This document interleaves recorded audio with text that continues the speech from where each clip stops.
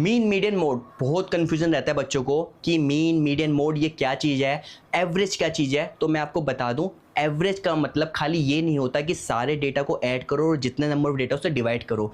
This is a particular type of average. ये एक particular type of average है जिसको हम मीन बोलते हैं, ठीक है।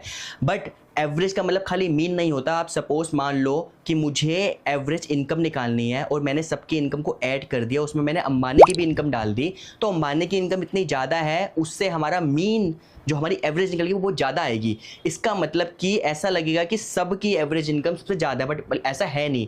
इसको बोलते हैं आउटलायर्स। तो आउटलायर्स से बचने के लिए हम दूसरे टाइप की एवरेज यूज़ करते हैं जिसको हम बोलते हैं मीडियन। मीडियन में क्या होता है कि आप पूरे डेटा को असेंडिंग या डिसेंडिंग में रखते हो और उसकी middle value, it is a positional average. हम पोजिशनल में मिडल में जो पोजीशन आ रही है हम वो निकालते हैं, उसको हम मीडियन बोलते हैं, ठीक है। तो ये हो गई दूसरे टाइप की एवरेज, मीडियन।